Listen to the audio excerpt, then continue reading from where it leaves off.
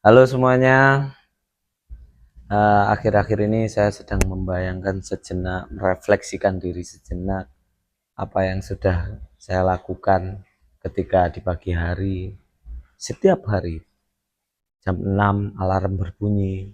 Dalam waktu kurang dari 1 menit, tangan kita meraih ponsel, kemudian notifikasi menumpuk, pesan dari rekan kerja, pesan dari grup WhatsApp, grup keluarga, berita yang baru muncul kemudian tiba-tiba viral dalam waktu 1 malam.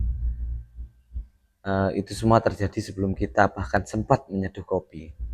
Dan inilah potret dunia kita hari ini, dunia yang bergerak cepat, menuntut banyak, dan seringkali tak memberi ruang untuk benar-benar bernafas.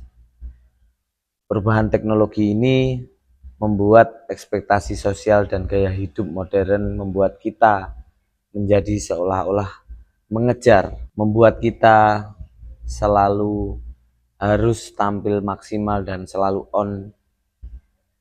Tapi apakah kita manusia ini benar-benar dirancang untuk hidup seperti ini? Mari kita mulai dari sisi kecepatan dalam satu dekade terakhir.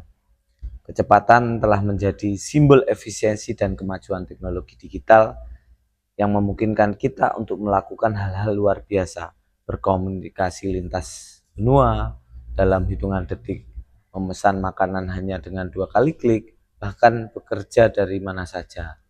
Tapi di balik kemudahan itu muncul ekspektasi baru. Balas pesan harus cepat, deadline dipercepat, semua serba instan. Tapi di balik kemudahan itu muncul ekspektasi baru. Balas pesan harus cepat, deadline dipercepat, semua serba instan, budaya cepat itu perlahan mengkikis batas antara pekerjaan dan kehidupan pribadi. Kita merasa bersalah jika tidak membalas email dalam 1 jam. Kita merasa tertinggal ketika tidak mengetahui informasi terbaru di media sosial. Bahkan waktu yang terasa bersalah jika tidak produktif. Tanpa kita sadari, kecepatan bukan lagi soal efisiensi, tapi soal tekanan. Tekanan hari ini bukannya datang dari luar, tapi juga dari dalam diri kita sendiri. Dan kita ini hidup dalam budaya perbandingan konstan. Media sosial menjadi etalase pencapaian orang lain, promosi jabatan, liburan mewah, bisnis, tubuh ideal, pasangan harmonis, padahal yang kita lihat hanya potongan terbaik dari kehidupan mereka. Lalu kita mulai bertanya, kenapa hidupku tidak seperti itu? Tekanan itu masuk diam-diam, kita mulai merasa tidak cukup sukses, tidak cukup menarik, dan dari situlah muncul kecemasan, burnout, bahkan depresi. Tekanan juga hadir dalam dunia kerja, lingkungan kerja modern, baik di kantor maupun remote.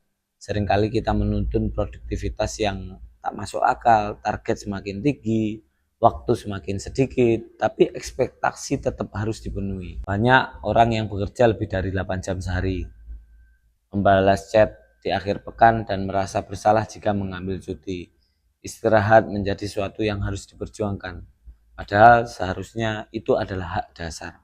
Generasi muda hari ini, khususnya Gen Z dan milenial, tumbuh dalam kondisi yang sangat berbeda. Mereka dibesarkan dengan teknologi, dibanjiri informasi, dan sejak dini dihadapkan pada pertanyaan-pertanyaan besar tentang masa depan. Mau jadi apa kamu nanti? Sudah punya rencana 5 tahun ke depan? Kapan menikah? Sudah punya rumah? Mereka bukan hanya harus menghadapi tantangan ekonomi seperti harga rumah yang tak terjangkau, lapangan pekerjaan yang semakin kompetitif, tapi juga harus berjuang untuk menjaga kesehatan mental di tengah ekspektasi sosial yang semakin tinggi. Banyak dari mereka yang merasa lelah bahkan sebelum benar-benar memulai hidup. Dan ironisnya, mereka sering dianggap lemah atau kurang tangguh, padahal mereka sedang berjuang di dunia yang lebih kompleks dan penuh tekanan dibandingkan generasi sebelumnya. Kita sering memuja kemajuan teknologi dan kecepatan zaman, tapi jarang bertanya, apakah ini membuat kita lebih bahagia? Apakah harga yang harus dibayar dari semua kecepatan ini, hubungan manusia menjadi lebih dangkal, kita lebih sering berbicara lewat teks daripada bertatap muka, kita tahu apa yang Orang pikirkan lewat status media sosial, tapi tak tahu kabar hatinya yang sebenarnya. Kita punya ribuan koneksi digital, tapi merasa kesepian. Teknologi seharusnya membuat hidup lebih mudah, tapi dalam praktiknya sering membuat kita lebih stres, sering membuat kita lebih merasa tertekan. Informasi yang terlalu banyak ini justru membingungkan. Pilihan yang terlalu banyak justru membuat kita takut salah pilih. Dan waktu yang terasa semakin cepat ini justru membuat kita merasa tertinggal. Walau kita sudah berlari pun, kita mengalami tekanan yang luar biasa. Lalu apa yang akan kita lakukan di tengah dunia yang bergerak secepat ini? Jawabannya mungkin bukan memperlambat dunia, karena itu di luar kuasa kita ya. Tapi kita harus memperlambat diri, memilih untuk sadar, memilih untuk bernafas di tengah hiruk pikuk, memilih untuk hadir bukan hanya sekedar sibuk, mempraktikkan mindfulness menjadi batas antara pekerjaan dan kehidupan pribadi, mematikan notifikasi di akhir pekan, menolak budaya hustle yang menjadi lelah ini.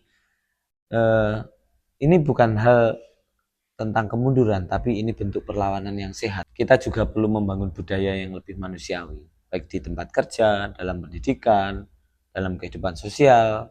Budaya yang tidak hanya mengejar hasil, tapi juga peduli proses. Budaya yang memberi ruang untuk gagal, untuk istirahat, untuk merasa cukup. Ini penting teman-teman.